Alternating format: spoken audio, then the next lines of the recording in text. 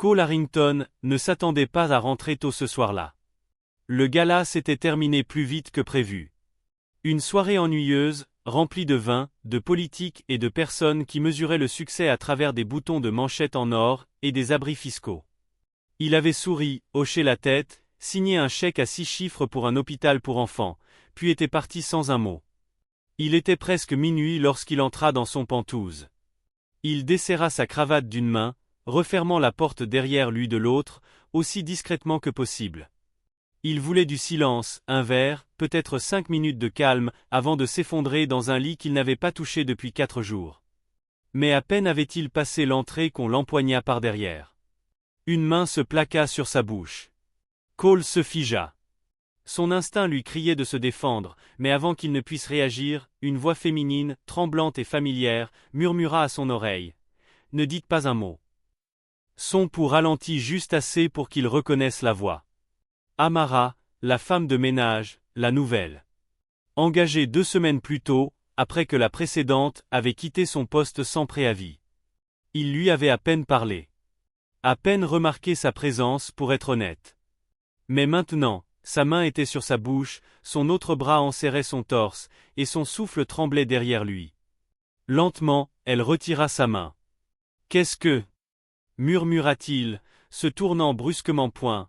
« S'il vous plaît, ne parlez pas fort, dit-elle. Cole la regarda attentivement.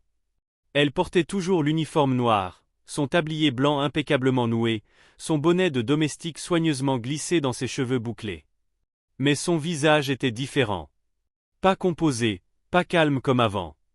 Ses yeux étaient rouges, humides, comme si elle retenait quelque chose depuis des heures. Il recula, perplexe.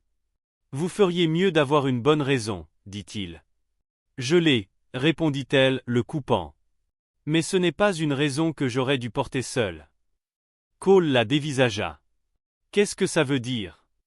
Elle jeta un coup d'œil vers le couloir. « Votre fils somnambule. » La question le prit de court. « Quoi ? » ?»« Il le fait toutes les nuits depuis votre dernier voyage. Toujours vers cette heure-ci. Je l'ai surveillé, je l'ai accompagné, je l'ai ramené dans son lit. » Son visage s'adoucit. « Je ne savais pas. »« Personne ne vous l'a dit, » répondit-elle. « Parce que personne d'autre ne l'a vu.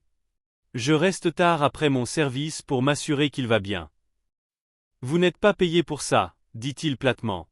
« Je sais, » répondit-elle. Il ouvrit la bouche, puis la referma. L'air dans le couloir semblait plus lourd maintenant, comme s'il portait le poids de toutes les questions qu'il n'avait jamais posées. « Il parle dans son sommeil, » ajouta-t-elle. « Parfois, il prononce votre nom. Parfois, il pleure. » La mâchoire de Cole se crispa. « Pourquoi ne m'avez-vous rien dit avant ? » « Parce que je ne savais pas si ça vous importait. » Cette phrase le frappa de plein fouet.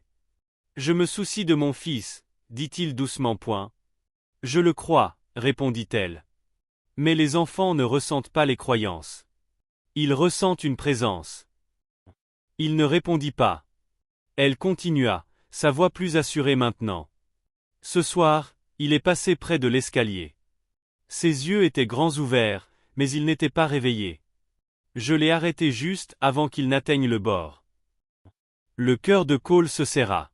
« Je l'ai attrapé à temps, » dit-elle. « Mais je ne pouvais pas le porter, alors je suis resté près de lui. Et quand j'ai entendu l'ascenseur, j'ai paniqué. J'ai pensé que si vous entriez bruyamment, vous le réveilleriez en sursaut. Il est fragile dans cet état. C'est pourquoi je vous ai dit de vous taire. C'est pourquoi j'ai couvert votre bouche. » Cole s'assit sur le banc du couloir, son costume rigide contre le cuir frais. Amara s'approcha. « Je sais que j'ai dépassé les bornes. Je n'aurais pas dû vous toucher comme ça.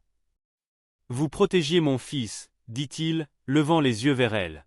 « J'aurais dû vous remercier. » Elle baissa le regard. « Je ne l'ai pas fait pour des remerciements. » Cole se pencha en avant, les coudes sur les genoux. « Vous avez dit plus tôt que vous portiez ça seule. » Elle hésita. « J'y suis habitué. » Il la regarda à nouveau.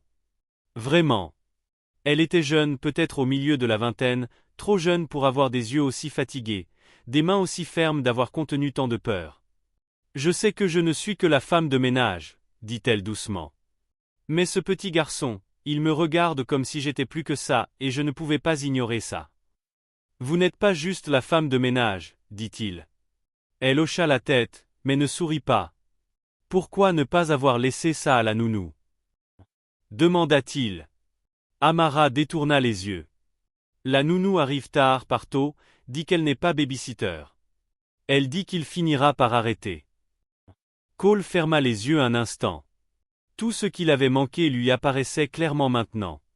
Toutes ces longues heures, ces voyages d'affaires, cet amour délégué comme s'il s'agissait d'une ligne dans un rapport de dépenses, une tâche pour quelqu'un d'autre.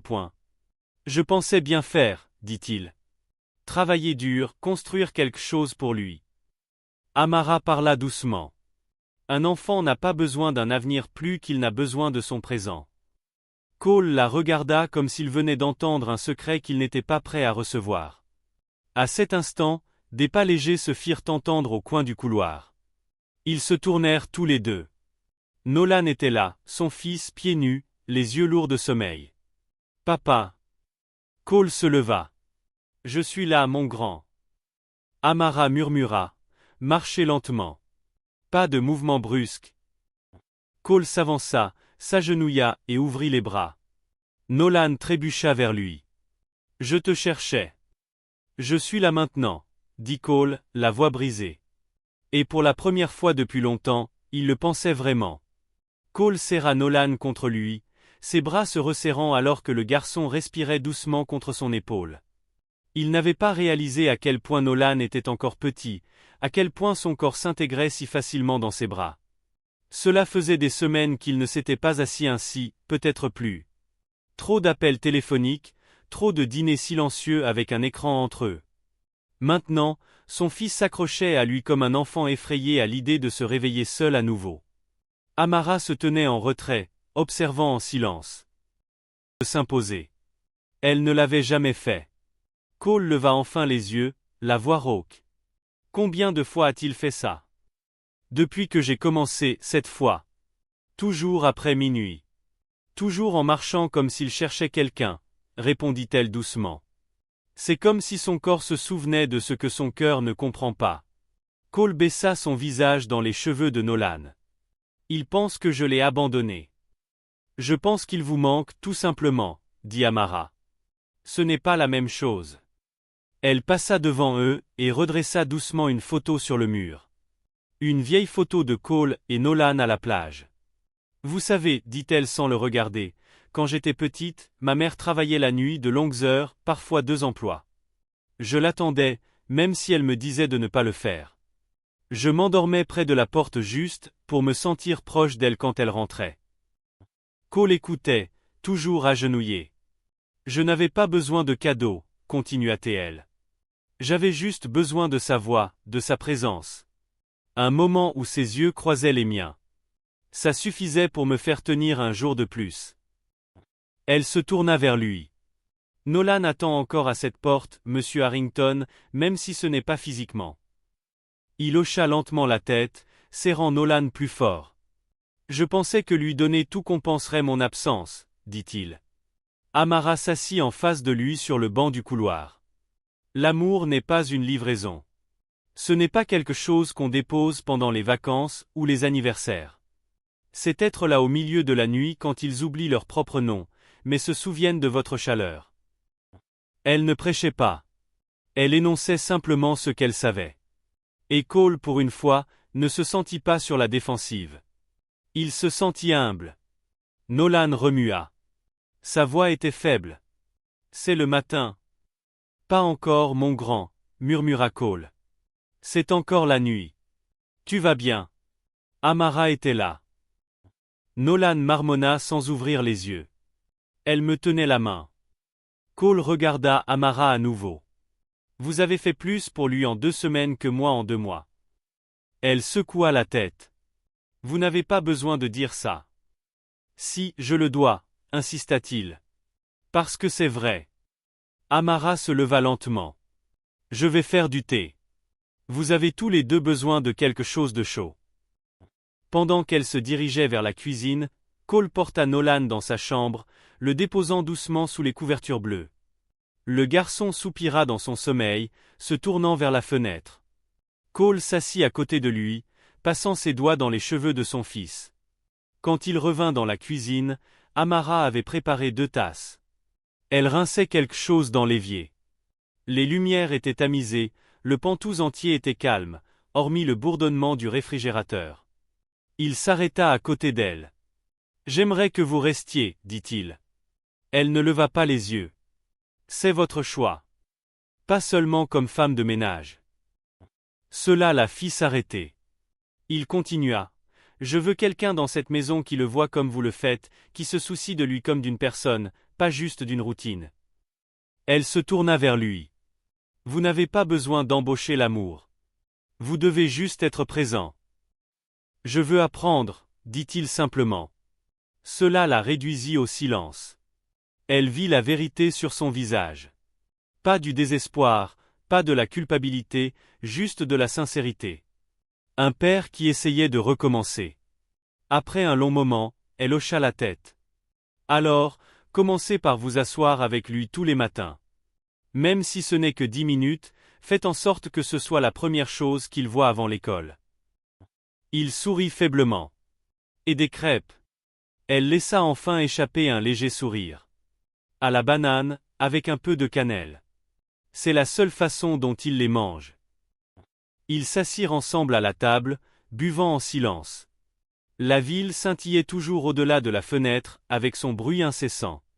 Mais à l'intérieur de cette maison, pour la première fois depuis des années, tout semblait calme. Amara se leva pour partir. Elle attrapa son manteau. « Même heure demain, dit-il. »« Plutôt si je peux, » répondit-elle avec un sourire.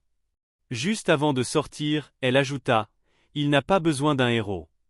Il a juste besoin de son père. » Sur ces mots, elle disparut dans le couloir silencieux.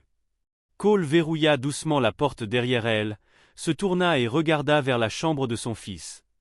Pour la première fois, il ne se sentait plus comme un étranger dans sa propre maison. Il se sentait comme un père qui rentrait chez lui.